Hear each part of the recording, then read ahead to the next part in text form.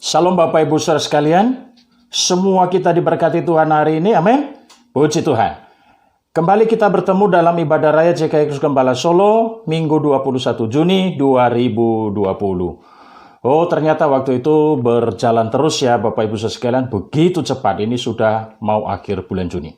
Nah, puji Tuhan Bapak Ibu Saudara sekalian, kita akan merenungkan firman Tuhan yang hari ini saya berikan judul, Tahu Berterima Kasih. Sekali lagi, tahu berterima kasih, atau juga kita bisa sebut tahu bersyukur, ya, tahu bersyukur. Nah, kita akan melihat firman Tuhan dalam Lukas pasal yang ke-17 ayat yang ke-11 sampai 19. Lukas 17 ayat 11 sampai 19, saya baca nats itu kepada Bapak Ibu sekalian.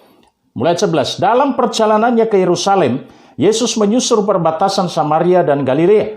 Ketika ia memasuki suatu desa, datanglah 10 orang kusta menemui dia. Mereka tinggal berdiri agak jauh dan berteriak, "Yesus, Guru, kasihanilah kami."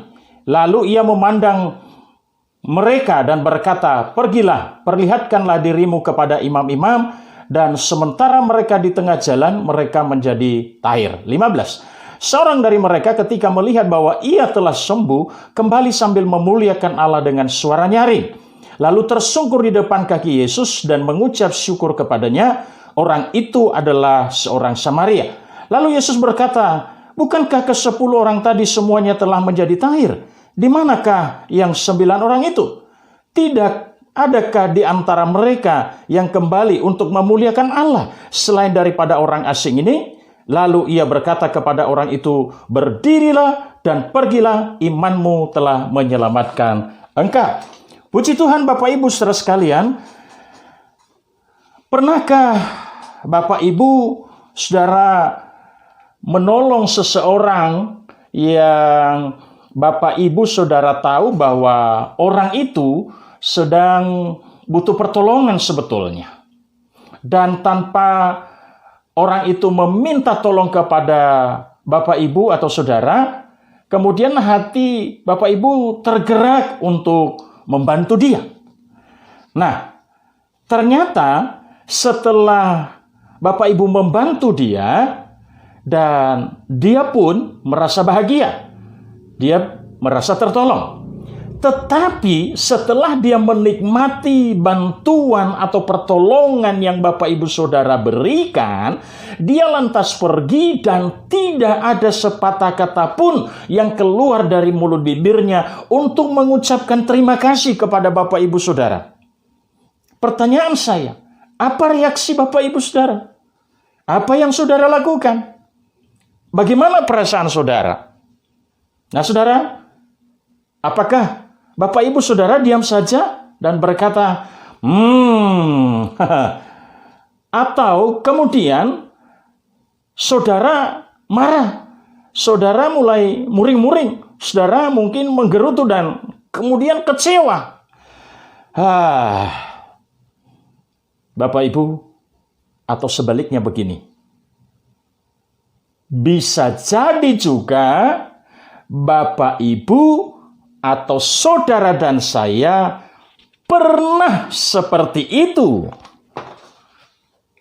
Saudara tidak tahu berterima kasih kepada orang yang sudah membantu atau sudah menolong kita.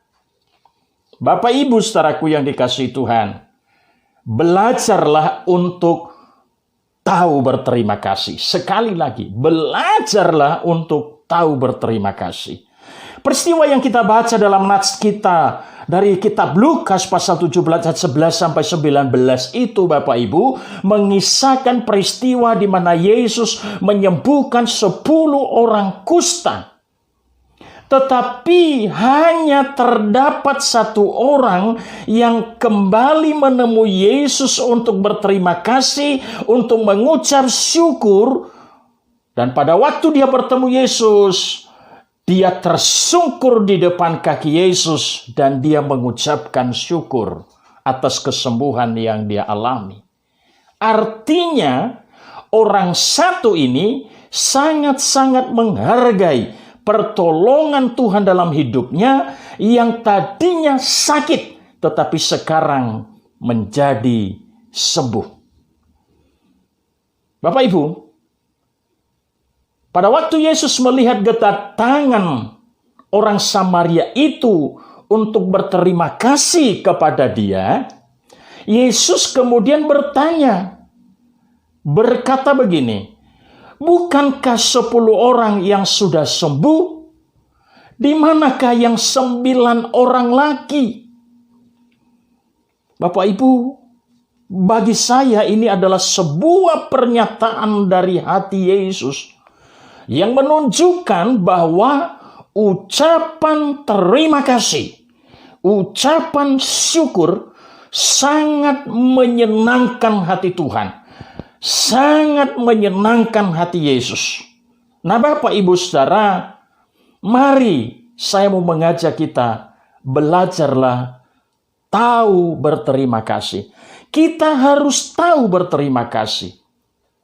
Bapak Ibu yang dikasihi Tuhan, kadang-kadang tanpa kita sadari, terkadang kita ini tidak tahu berterima kasih, tidak tahu mengucap syukur.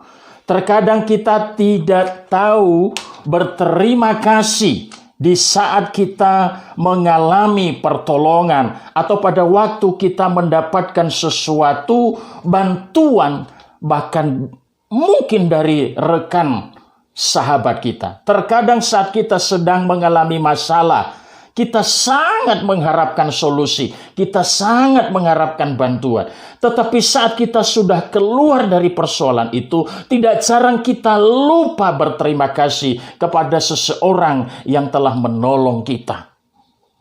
Terkadang kita ini sudah diperhatikan, begitu dipedulikan, atau seandainya dalam sebuah lembaga, sebuah organisasi, atau dalam sebuah pelayanan, kita diorbitkan, kita dianggap layak, kita dianggap mampu untuk pekerjaan, untuk satu tugas tertentu, atau untuk sebuah tanggung jawab dalam pelayanan. Maka sepatutnya kita harus tahu diri, kita harus tahu berterima kasih. Minimal kita berkata begini, oh puji Tuhan, saya ini banyak kekurangannya. Tetapi puji Tuhan, saya sangat diperhatikan. Saya mau diorbitkan oleh pemimpin saya.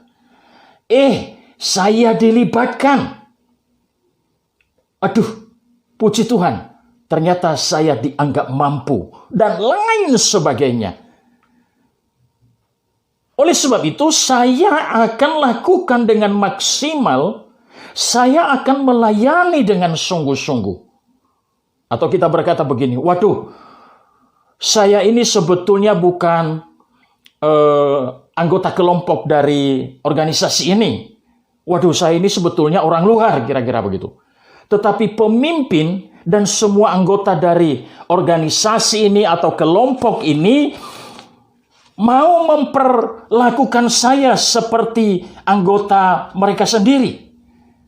Nah, baiknya saya juga, kalau ada sesuatu, saya akan libatkan mereka. Saya akan ajak mereka. Nah, mereka nanti yang saya ajak untuk mengerjakan bersama pekerjaan yang dipercayakan kepada saya. Saya menghargai mereka. Saya senang. Saya juga harus bisa membalas kebaikan mereka. Nah, itu adalah salah satu bentuk tahu berterima kasih. Tetapi berapa banyak orang yang sudah diperlakukan istimewa? Berapa banyak jemaat yang begitu diperhatikan? Berapa banyak orang yang sudah ditolong? Berapa banyak anggota jemaat yang dipercayakan tanggung jawab sebagai bentuk perhatian? Pada waktu dia bisa melakukan sesuatu, jangankan berterima kasih dengan orang yang memperhatikan, orang yang mengistimewakan dia. Ingat, terkadang memberitahukan saja atau mengajak untuk berdiskusi pun tidak. Waduh, betapa ini orang tidak tahu berterima kasih. Nah, inilah salah satu contoh orang yang tidak tahu berterima kasih. Berterima kasih tidak selalu hanya terwujud dalam kata-kata, terima kasih ya kamu sudah membantu saya, terima kasih ya Bapak Ibu sudah menolong saya, terima kasih ya. Tidak. Tapi berterima kasih bisa juga dalam bentuk di mana kita menunjukkan sesuatu bahwa karena ini orang sudah menolong saya, maka saya belajar untuk melakukan sesuatu bagi orang itu.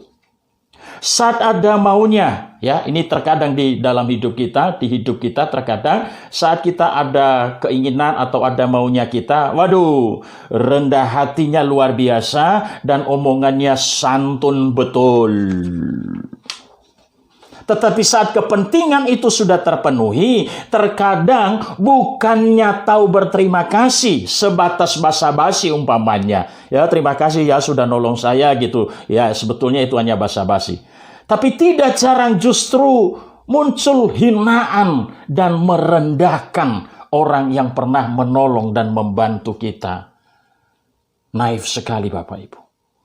Oleh sebab itu Bapak Ibu sekalian, mari kita belajar tahu berterima kasih. Ini yang Yesus tegur dalam nats ini. Bukan kata di 10 orang. Yang 9 orang di mana? Kenapa cuma 1 orang yang datang memuliakan Tuhan? Mengapa kita harus tahu berterima kasih Bapak Ibu sekalian? Minimal saya sampaikan beberapa poin. Yang pertama, perhatikan baik-baik. Berterima kasih adalah sesuatu yang menyenangkan hati Tuhan. Sekali lagi, berterima kasih adalah sesuatu yang menyenangkan hati Tuhan. Artinya Bapak Ibu sekalian, bila kita melakukan sesuatu yang menyenangkan hati Tuhan, maka percayalah Tuhan pasti akan memberkati hidup kita. Amin. Coba kita lihat Lukas 17 ayat yang 17 sampai ayat yang ke-18. Ayat itu berkata begini. Lalu Yesus berkata, bukankah ke-10 orang tadi semuanya telah menjadi tair? Di manakah yang 9 orang itu? Nah, ayat itu menunjukkan bahwa Yesus sangat mengharapkan agar orang itu tahu diri. Kira-kira demikian Bapak Ibu sekalian. Nah, di ayat yang ke-18 dikatakan begini. Tidak adakah di antara mereka yang kembali untuk memuliakan Allah selain dari orang asing ini?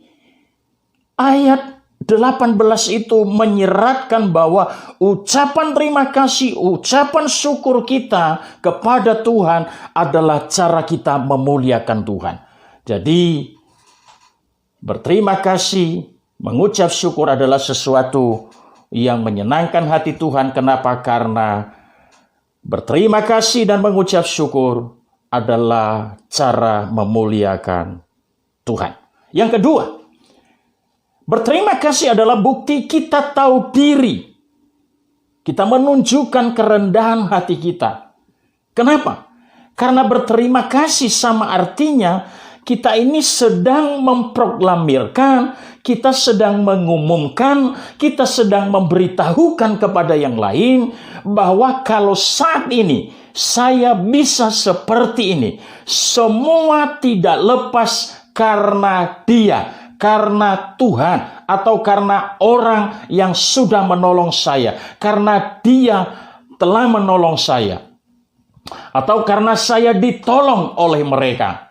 Karena saya dibantu oleh mereka. Karena mereka peduli kepada saya. Nah, semestinya saya ini tidak bisa, tidak seperti ini hari ini. Tetapi berkat saya ditolong oleh orang ini. Berkat pertolongan Tuhan, karena saya diizinkan, diperkenankan, diajari, diorbitkan, dilayakkan, maka saya menghargai jasa-jasa dan perhatian mereka kepada saya. Jadi kita menunjukkan kerendahan hati kita. Artinya bahwa berterima kasih menunjukkan bahwa kita orang yang rendah hati. Yang ketiga, kenapa kita harus berterima kasih? Karena berterima kasih adalah sarana yang Tuhan pakai untuk membentengi kita dari penyakit kesombongan dan keangkuhan. Kenapa Bapak Ibu sekalian?